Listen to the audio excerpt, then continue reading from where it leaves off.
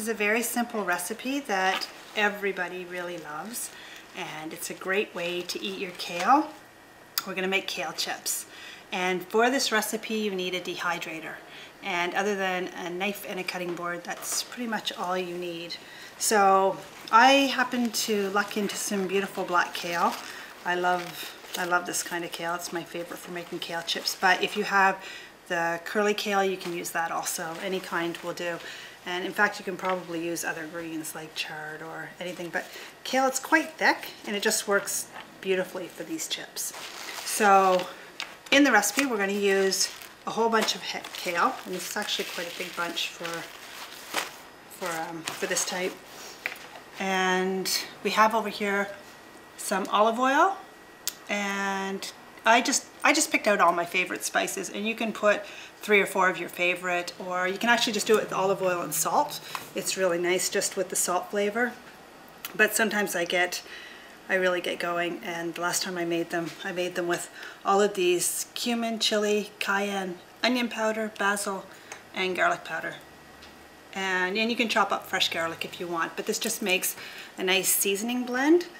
So organic spices are also really great if you can get organic spices, and especially the peppers, because sometimes they're quite heavily sprayed. So I always try to get organic cayenne. I just feel a lot better about that. But organic spices, really, they're very, very flavorful, and they're definitely the best kind to get if you can. So I'm going to go off and wash my kale, and I will be right back to cut it up and mix all the seasonings, mix it in a bowl, and we're going to dehydrate it. Okay, I'm just back with my freshly washed kale, and I patted it dry quite a bit because, not that it really matters, because it's going to go in the dehydrator and it's going to, and the water's all going to be taken out of it anyway, but it just takes a little bit less time if you have the water out first. So with these, I like to cut out the middle stalk, some of it, and then I just tend to chop it into biggish pieces like this.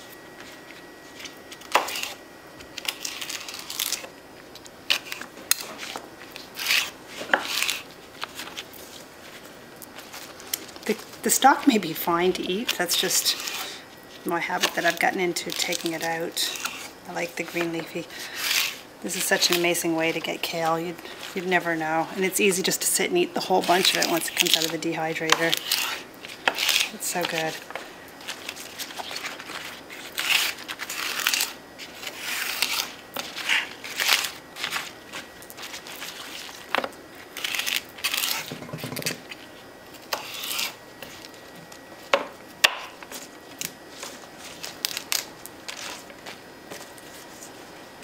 This one, the stalk's fine. Let me just chop that out.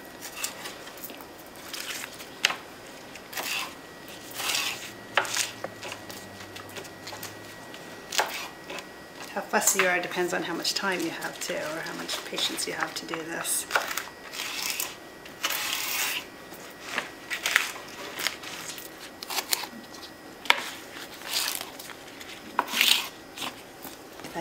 There, okay, that's all finished. I'm going to put some oil and some spices.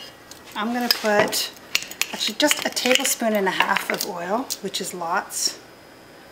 It's surprising how well it coats it.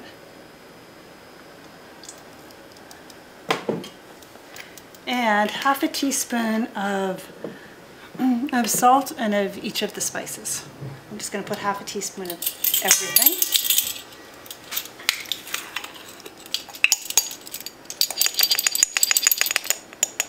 This is a great combination, but they're all optional. You can put in your favorite and get experimental with it. Like I said, just salt and oil. It's great.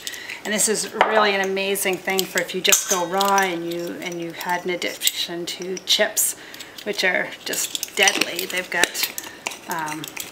all that deep fried grease, and it's so hard on your body. And this is, you're using olive oil, you're dehydrating, the food is still living, and you're getting kale. So it's just win-win-win, like just completely a good thing. I love this combination. It tastes really good. It's a little spicy though. If you don't like spicy, just go down on the cayenne. Okay, so I'm going to grab a spoon. Just kind of mix the spices up in the oil. Can you see?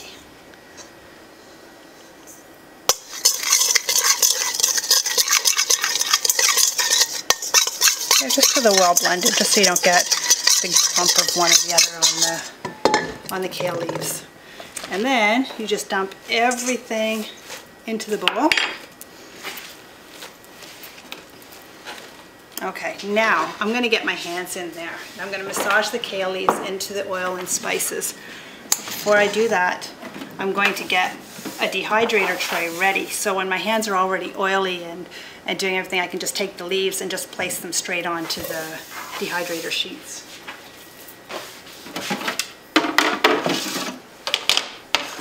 And you don't need a Teflon sheet for this. Right on the mesh is fine. It'll dry the top and the bottom. You don't need to flip it or anything. You can just dehydrate it overnight, and in the morning you'll have delicious kale chips. They should dehydrate at least 6 hours. So you just want to get them all mixed in. Make sure it's covering each side of the kale. The counter's a little high. I need to go on my tiptoes. It's feeling really good. I like messy food. Raw's a natural for me. The messier the better, usually. Okay. Raw food is great for your inner child. Great to really get it out. And rub it along the bottom just to make sure you get all the spices up.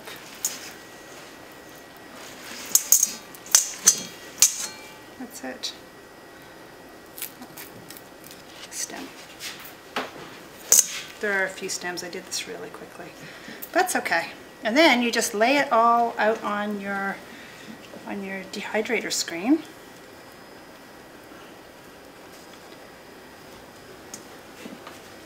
It's hard to even imagine how good this is afterwards. You would never know that you're eating kale or anything even good for you. It's salty and savory and crispy, and it's just an all-over amazing food. And really quite easy to make. Just a little bit of time in the kitchen.